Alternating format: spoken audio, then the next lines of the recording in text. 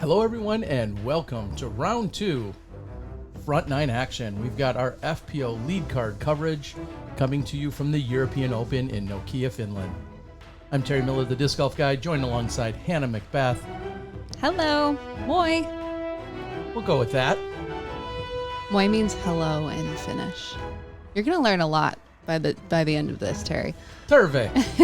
Kicking things off with hole 1, slightly downhill, 322-foot par 3. There's an elevated basket and a triple mando right off of the tee. You want to throw something straight, just slightly overstable for the right-handed backhand player. Want to go about 250 feet straight before it fades down to the left, and this green is super quick. There are some wood chips. You can use them to your advantage, but anything to slow your disc down. So ideally throwing a lower speed driver, maybe a putter, mid-range, whatever you feel like you're most in control with, whatever you have confidence in to hit the line. Go with that, as always. Well, and speaking of confidence, you're also throwing in front of a sizable gallery to get things started here with a bunch of people taking in the action early morning. Here is your round 1 leader, Kat Mertsch. Yeah, super cool to see Kat Mertsch show up for this event. Turned pro in 2019 and then not much disc golf to be had in 2020, but continued to come out and now lead card day 2. First time in this position leading a major now. Someone who's won. Plenty of them. You got it, including our Wow.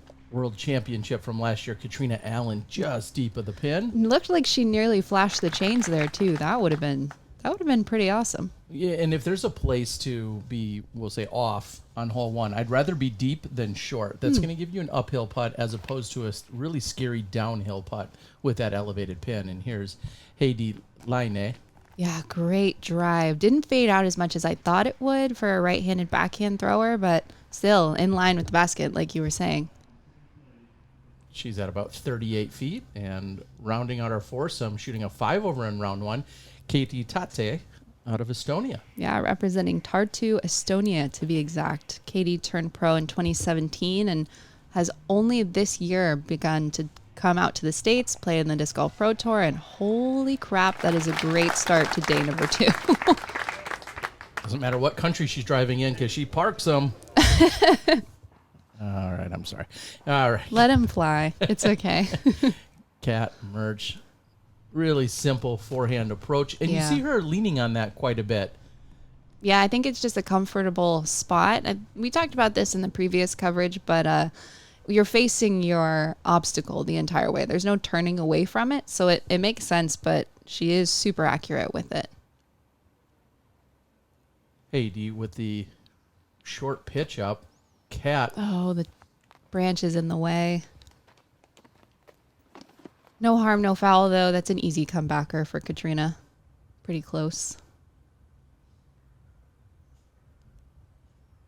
First putt of the day. Wow, right in the heart. Great commitment there from Kat Mertsch. And maybe a little of a confidence booster as well. You've got that first tester putt. It's in. And hopefully she can just carry that on to the next few holes. Katrina Allen on the comebacker for her par. Nice stroke there. Katrina, her putting stroke is super interesting. Obviously, she starts off very low, finishes very high, so those elevated baskets are tricky. You've really got to nail the angle every time, and we're going to see a lot more elevated pins on this course. And that's, I'll say, one thing that makes me a little bit nervous with Katrina Allen's putt is when she does have to go to an elevated pin for the exact reason you described. You see her often hitting up high in the chain entrapment and then it falling down. Moving on to hole number 2, par 3, 381 feet. Left to right finishing hole at 381 feet in length, as I just said. Though it is reachable for some of the competitors, the distance isn't necessarily an issue here. It's more of the risk that we have to see them take, as it's completely surrounded by the OB line. You have to test the left side of the OB the entire way. Most of the time, players will opt to carry out left, come back, and finish in bounds. A lot of height issues on day 1. That's an everyday problem for me.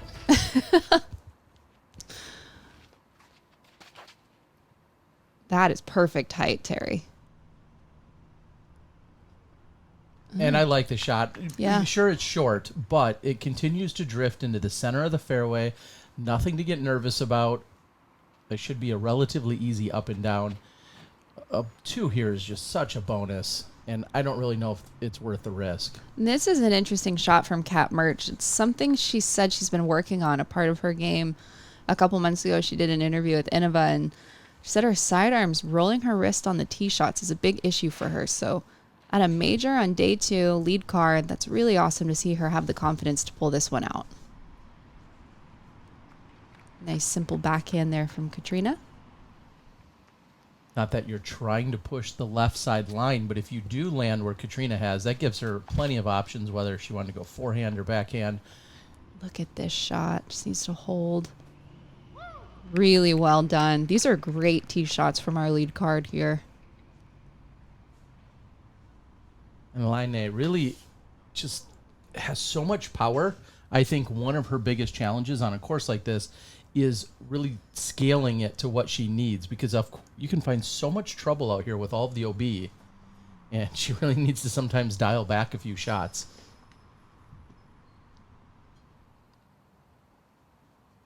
So the forehand by Tätte, and now here's Mertsch with her forehand, just deep of the pin by a few feet. Taking advantage of those deep wood chips. And speaking of taking advantage, the sun and weather conditions out here for rounds 1 and 2 thus far have been absolutely gorgeous. Oh, yeah. It feels like we're playing in maybe a simulator with how perfect they've been. In fact, it's so warm in the mid to high 80s that there is a heat advisory that's been issued here in Finland. They're not used to it this warm. But that puts an added pressure that we don't really ever talk about. So I'm glad that you brought that up, because that is looming in the back of their mind. It's not necessarily moving day. It's only day 2, but they really need to take advantage of these great conditions. That is a solid putt. Yeah, Keiti Tätte getting things started off right.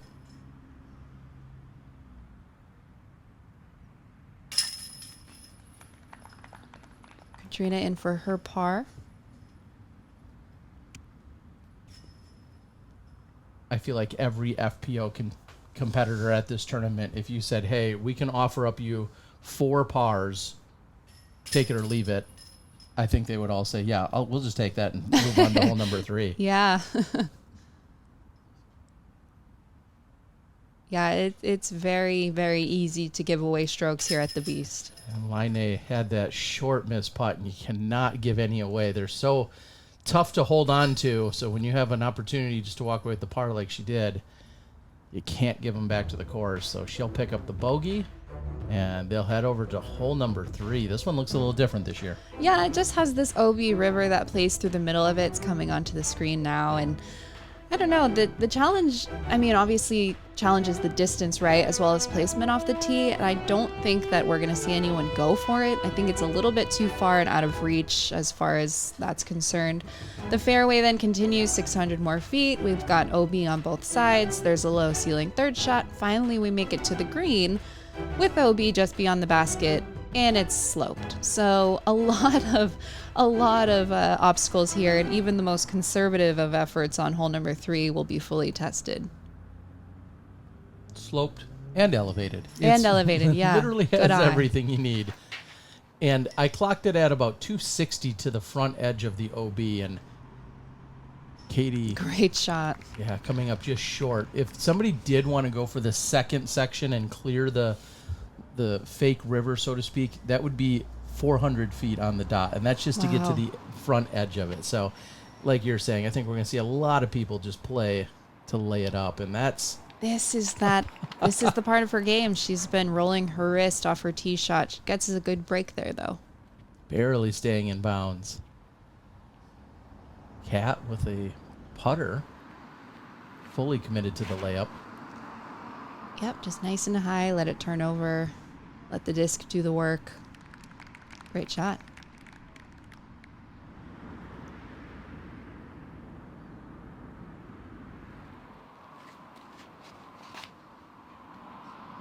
Hold on to it just a little bit. Should be safe in bounds there, but not the best placement. Yeah, and it did not appear to be her intended route, as you said. I think she just held on to it too long, but she's safe like the rest of them. So we've got... Oh, this is turning. And it doesn't look like it even is thinking about coming back, or does it? Oh, no. Are you kidding me? She's got to reel it in. Wow. I feel like Kat's probably someone who goes out and fishes often. I feel like she just had to reel that one back in. She's just taking... You've got to take what you can get, right? That's what they say. You have to take the... You're only as good as what you do with your opportunities or something like that. Some wisdom. Yeah, this is what Cat Mertsch was going for. Just a little bit of a hyzer. Let the disc stand up for a time. Come back in. Get as much distance off as you can.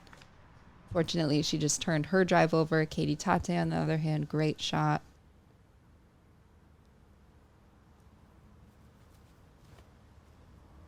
And I don't know if we mentioned it, but Heidi actually representing Finland here at the European Open. So that's got to be a good feeling, coming onto the lead card, representing the home country.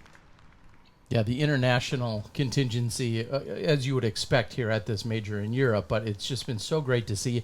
And I think back to meeting Laine way back in 2019 at the Toonie, where she had finished very strong. You see that leak left and out of bounds. Yeah, it didn't look like she got behind it as much as she wanted to, just didn't stand up and carry straight. And that's one of the obstacles, is just that OB line comes into play so much on the second and third shots, on the just because it's so tight. It's somehow filtering through everything as if there were no trees. She's really tempting every challenge here on hole number 2. Hole number 3. I don't know if you want to taunt the beast, but... No, I don't think so. I think she's doing it right now, but she's winning. Great follow through from Katrina. Look at this shot. This is excellent. Gets the good skip off the hard pan there, and... Wow, what a scramble. She'll have a look to save her par after the OB stroke. Here's Keiti with her third shot. Oh, she's going for the wide hyzer. And not quite as successful at slithering through as we saw the previous 2 shots.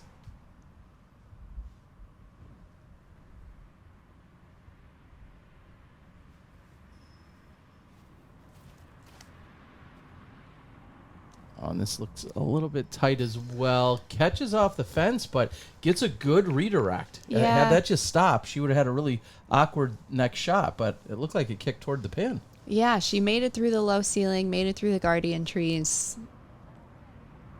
Obviously couldn't finish towards, like, you know, as close to the pin as she wanted to, but I agree, it looked like she had a good kick there. And this kicked backwards for Keiti. Yeah, sort of the same thing. Maybe had a good kick towards the basket.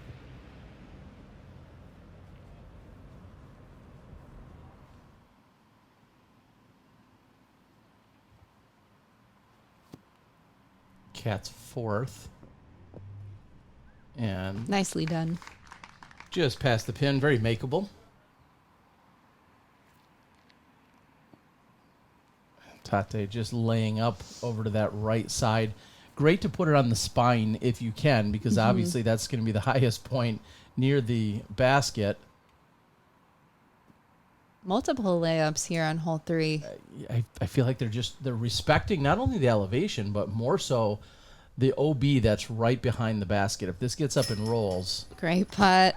Yeah, Keiti made it up to the lead card, and I looked at her UDisc stats for round 1, and it seemed like she just conserved mistakes and didn't allow them to build.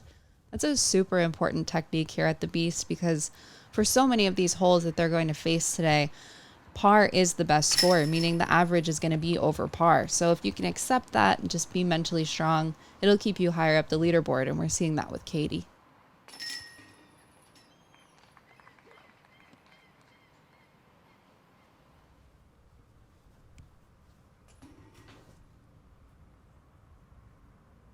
So after the OB stroke, she'll ultimately walk away with the bogey 6. And we're going to take a quick look at what we're seeing. Cat Mertsch sitting at even. Katrina Allen doing some work and looking at the rest of the competitors that are going to try and make a charge here during the second day of competition. I'm going to take a brief walk across the street over to hole 4. Yeah, heading into hole 4 and heading into the woods of the beast. So this tight, long 610-foot par 4, not much OB to contend with, but a tight, about 20 to 30-foot wide tee shot.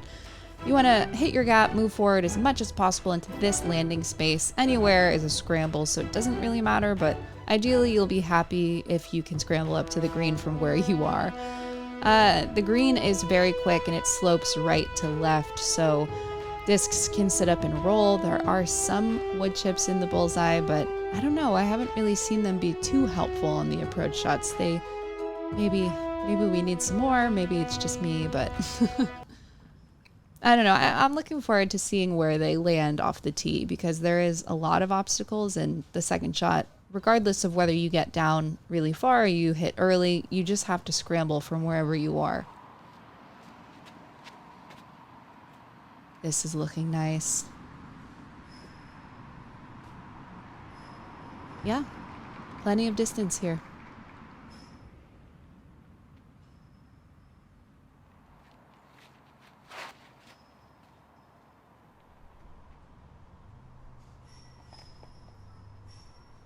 And a well-placed shot there for Katrina Allen as well. Yeah, like that turnover, she knew there was never a chance of it coming into contact with the tree she was aiming towards because it's turning away from it. So though it might have come close to us, for her, she's got full confidence in that shot.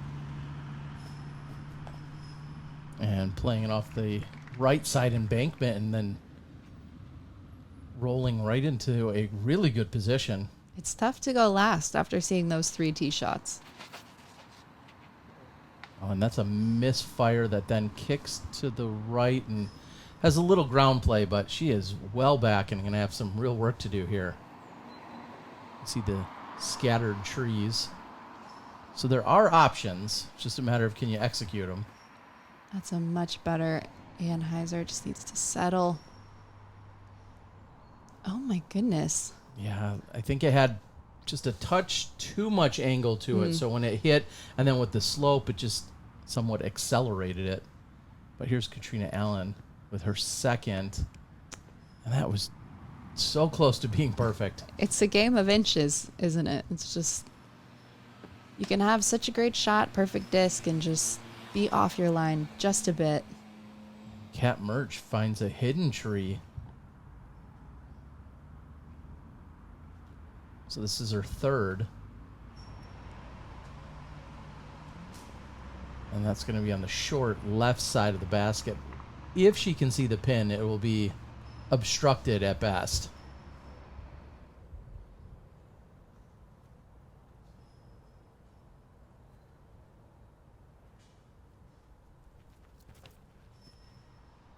I like the play, though. I saw the vision. Just throw it nice and straight. Let the natural slope of the hillside pull your disc towards the basket. Just didn't get it high enough. And this hole is played at 4.5. So as you mentioned on the previous hole, there's a number of holes out here where just playing it for par is going to pick up strokes on the field. This is clearly one of those. Oh, great tree. This is a great shot from Heidi, but just coming in a bit quick. Great tree, though. Yeah, she's left with 25 feet or so. Patent pending stance for Katrina, which putting on a clinic with touch shots here on hole 4. she'll have that left for the par. So here's Keiti. Nice touch shot from Keiti as well.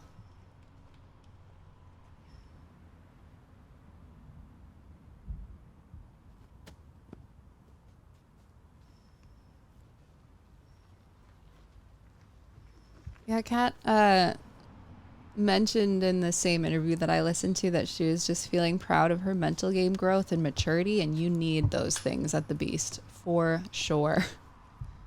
You've got to pace yourself. If you start getting frustrated on the front nine, that back nine comes in, things open up, there's more adversity to be faced with wind. It's really easy to let your round and your tournament fall apart. what do they say? Take your medicine, something like that. Swallow your pride, take your medicine, a little bit of all of that. Yeah. Yep.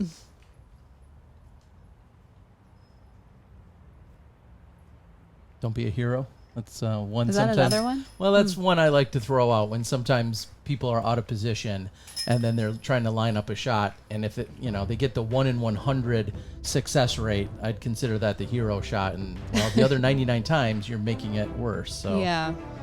Well, hole number 5, 328-foot par 3, downhill, no OB to contend with on this hole again, but a tricky green that's difficult for discs to come to rest on. This is a reachable hole, so whether they're going to use a mid-range or a putter, distance driver, whatever they're comfortable with, we should see some birdie attempts here. Common mistake, of course, is the disc that comes out of flight too early. The elevation really pulls the disc down left, and the hillside can cause rollaways, whether it's on your first or second shot.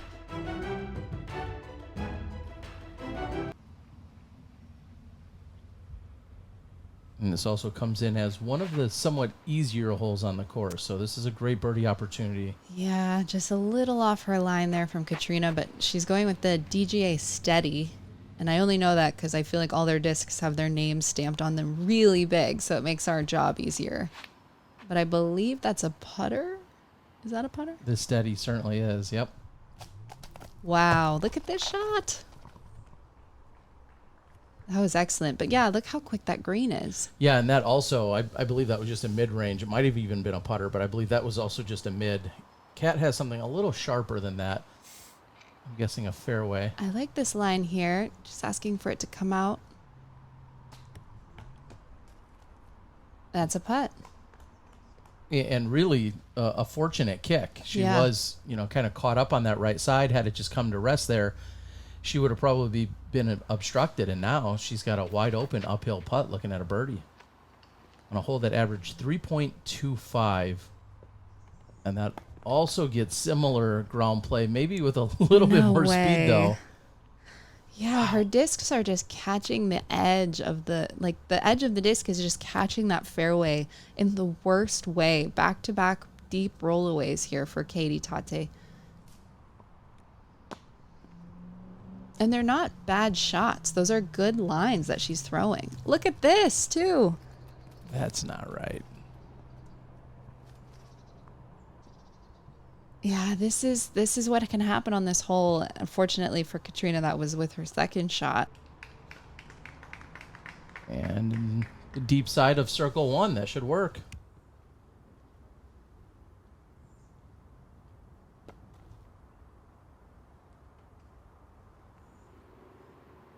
And in some sense, you look at this hole and you kind of think De La Viega in some ways. Like at some point, you're going to get a kick, you're going to hit a root, there's going to be some kind of a rollaway. You just can't get too upset with it. All you can do is throw it on the best possible angle and hope that it stays there for you. I feel like there's a number of holes out here that kind of have that mentality to them. And Kat Mertsch picks up the birdie. She's one of only 2 birdies on hole number 5 here in round 2. So congrats to Kat.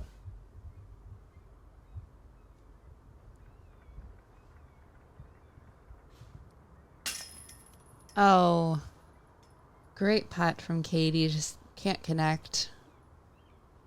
Or she did connect. Can't stay in.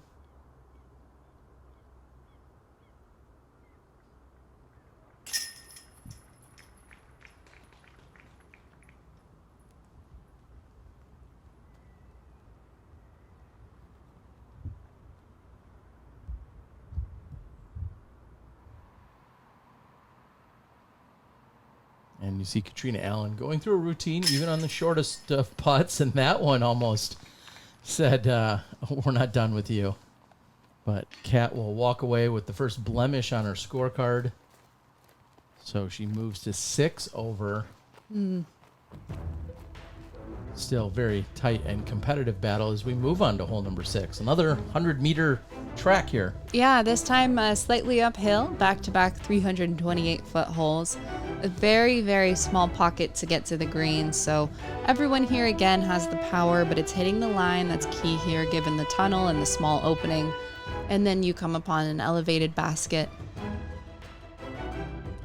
I feel like to really get the course, you and I should go out and do a couple 100-meter dashes. We'll run down 5, and then we'll turn around and run back up 6. And then we'll report back to everybody with our times. Yeah, perfect. I don't know. I'd do it for the fans. I don't know what you're doing. I like this play. It's the hyzer flip.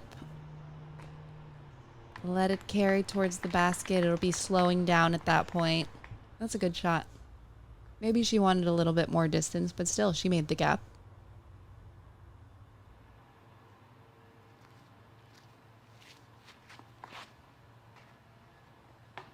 Oh, that's an interesting play. Being it so tight, the tall turnover. Guessing the nose was just a little up. I don't know if she wanted it quite that high. Yeah. But she got a significant kick off to the left side. She might have some work to do to save the par. Here's Kat. And Kat sort of opting for the same shot, missing her mark completely there, fading off to the right.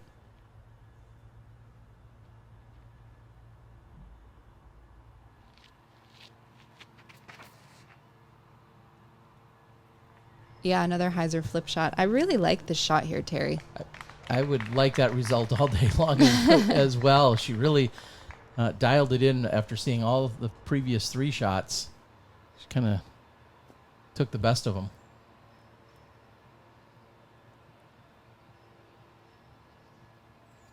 A very awkward and difficult stance, but looks like she generated enough power to get herself to circle's edge. Yeah, Heidi's definitely no stranger to competition. She has played 6 A-tiers this year, and she has 4 wins at them. So, pretty good track record. And clearly no shortage of power when we're watching her throw. And now we've got Kat Mertsch, circle 2. Oh, Great yes. make. Great make from Kat. That'll get the momentum in your favor. It felt like a 3-pointer from way downtown with Yeah. the loft on it to get it all the way up. What a putt by Kat Mertsch. Hey, Dave, looking at her par save and Wow, gets that. give it to her. That's Yes. great. Really great putt.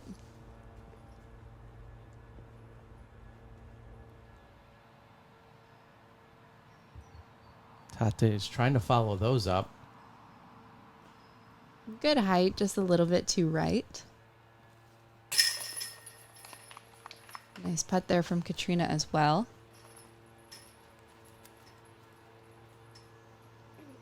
So both Mertsch and Allen, similar results on their scores for the round so far. They're both sitting at 1 over.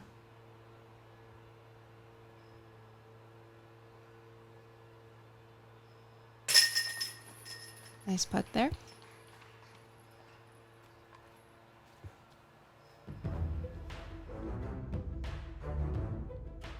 Evelina, keeping it clean.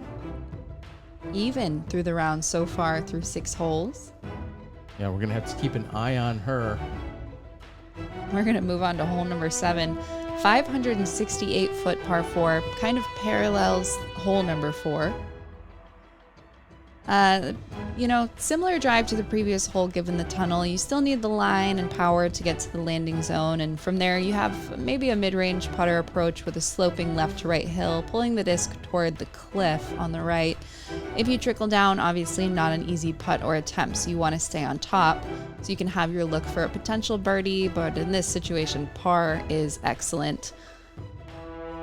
And I really like how you described it. If you threw the exact same shot on 7 off the tee as you do on 6, and you throw it straight up the middle, maybe a little hyzer flip to it, you throw it 328 feet, you're going to be left with about 240 to the pin that plays slightly downhill. Oh, and she wanted that same shot. You could see it was shaped the same. Great kicks. Very, very fortunate as she pulled that wide right, and somehow it didn't hit anything and landed on the edge of the fairway. Let's see if she can take advantage of it, though. Great view of the follow-through. Nice work, camera crew. And that's an excellent drive. Ideal, Yeah. for sure. Yeah.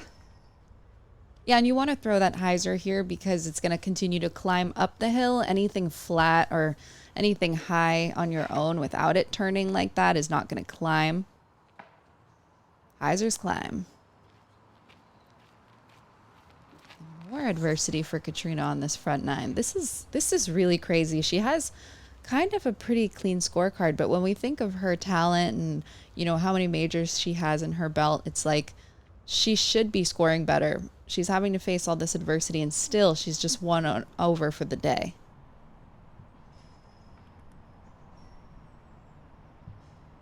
Keiti as well, just out of position off the kick.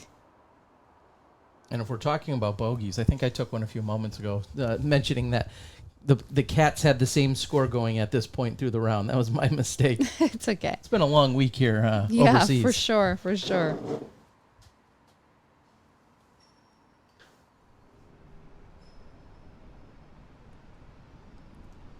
And Tate just trying to find something that looks like the fairway. Yeah. Yeah, that entire area off on the right there, that's actually hole 4, as you mentioned. These two parallel one another. And they play very similar, just one downhill with the slope and one more back uphill. And Kat still with work to do. You can really appreciate having a solid forehand as opposed to having to run up the hill and then try to get your footwork right, your timing right, shifting your weight correctly, all of those things. Kat was able just to stand there and deliver a forehand, and it was well done. The other Kat, Mertsch, another forehand. Comes to rest on top. She'll be able to see the basket from there for sure. And I like the play here once you can see the basket because there is this strong temptation to get as close to it as possible. But the experienced players, the ones who are paying attention during practice, are going to mind the hillside on the left more. Keep their discs out to the left and let the hillside do the work, because we're going to see, like, even the approach shots that are nice and wide, they might finish away from the basket, but that hill's going to pull them towards it. So it's just one of those factors of trusting your disc out left. A little too high there from Keiti.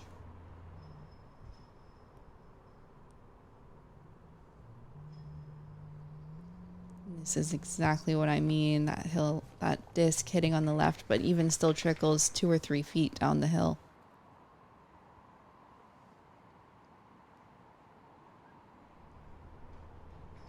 And down the hill is not the place to be here. That might sound all too obvious, but it has a very steep slope and can make for some really difficult uphill putting and footing if you find yourself over there on that right side of this pin.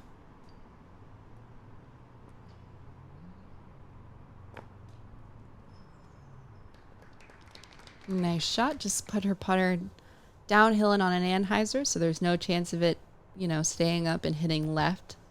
We've seen what can happen when your disc hits an angle, a hillside at a severe angle.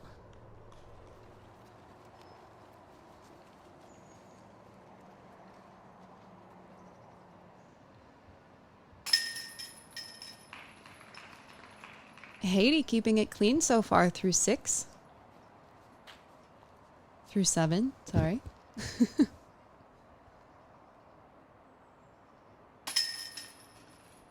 I mean, 6 as well, if you think about it. True. You weren't wrong.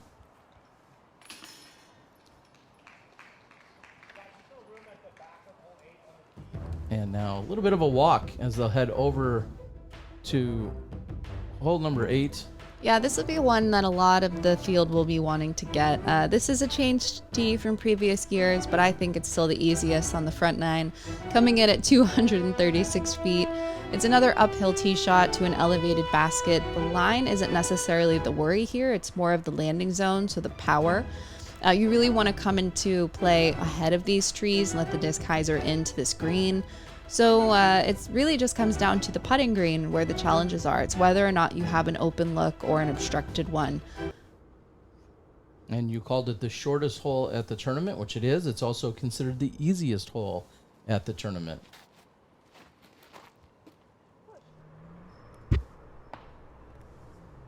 And that's going to be short of the pin. But still, opportunity to run the putt if she... Yeah, I mean, we've seen her make it from there so far today. Checking the stability on the back rail there.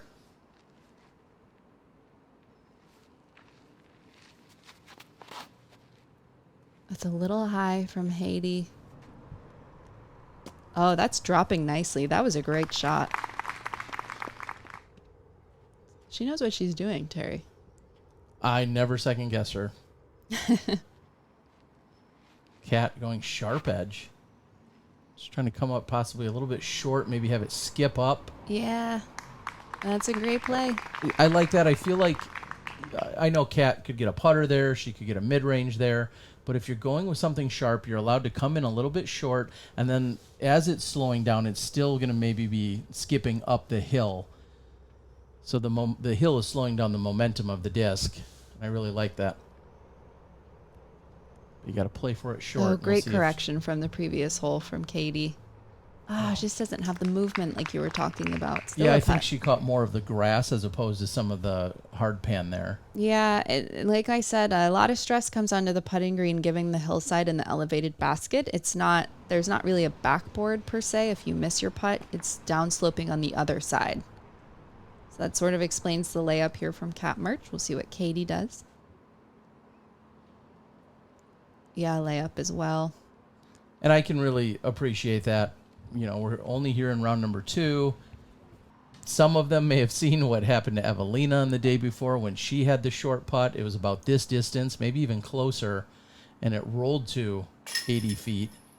And see, this was such a good putt. Perfect line. Just didn't have the power. A little hesitancy there from Heidi. Yeah, and that's what I was talking about way earlier in the round, is that's one of the struggles when Katrina's putting uphill or to an elevated pin. It feels like more often than not, she throws it a little too high. It hits the upper set of the chains. Thank you. I was thinking of a fancy word that I don't have. And then it sometimes just pushes out. Yeah. And that is no a missed done. Opportunity, though. Yeah, for sure. There were 3 birdies on that hole, and it played as the easiest hole on the course out of the 24 FPO competitors. And now they take a much longer walk to get over to hole number 9, and we're looking at about another 100 meters. Yeah, coming out of the woods a bit and onto the 338-foot par 3. Slightly downhill, the fairway has 3 different lines. If you want to push the OB, there's a line further inside the gap, but it brings more OB potential. Once you hit the initial gap, there isn't too much of a challenge as the disc can make its way down to the basket without much interruption, but this is of course where the wind, if any, will start to come into play, and it will not stop until the round is over. And we've had 3 in a row now of elevated fairways, so throwing uphill. So they're really going to have to make that adjustment, use a little bit more power. Trust the turnover of the disc. I love this forehand line, but it did need a little bit more power. Oh, that'll help. That's a good position there for Mertsch. Again, potentially another circle 2 putt. Heidi going with the backhand. This is just a mid-range. A little off her lie there. Yeah, as I said, the fairway has 3 different lines. So I talked about the most inside gap. I don't think we'll see anyone take that one, but we've seen now the wide forehand turnover, down the middle turnover. And it looks like Katrina is now going for the down the middle turnover as well. She had the line just maybe a little too high. Those birch trees interrupted the flight. Again, the adjustment here is really challenging, especially if you've kind of in your head a little bit or having to deal with some frustration because things haven't gone your way. It can be difficult to adjust. And here is the same thing, just a little bit too high out of the hand for Keiti, though she does get a nice kick. Yeah, it feels like 3 of those rolls were quite fortunate, or at least the forward carries after connecting with some tree or obstacle and back. No, back-to-back tree hits.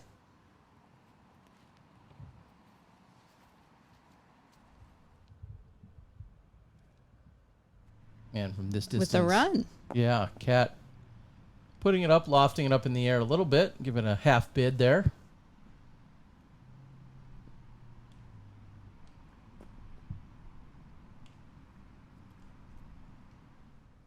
Sort of the same thing from Heidi.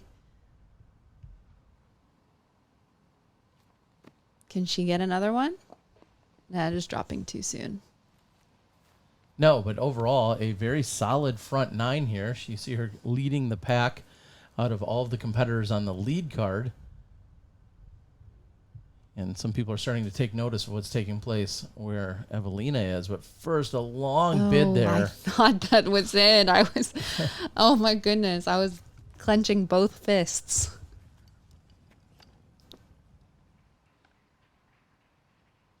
Little work left on the comeback putt, trying to close out her front nine.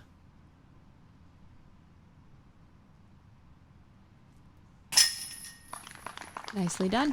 Yeah, good follow through there. No shortage of authority or hesitation or anything. She doesn't have any hesitation. It's really great to see such a confident putting stroke.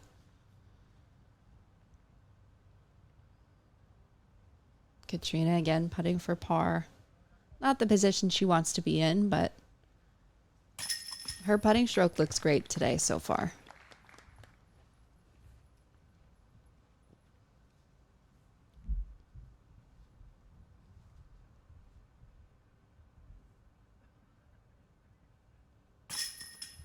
And tapping in for the bogey. We're going to see Kat Mertsch step up, and she's tapping in. Should be for the par. And we're going to tap out of the front nine as she watches that one fall in. Thank you guys so much for joining us. This has been front nine coverage of your leader card at the 2022 European Open. Take a quick look at the scores to see that Evelina Salonen is, in fact, making a move from the chase card.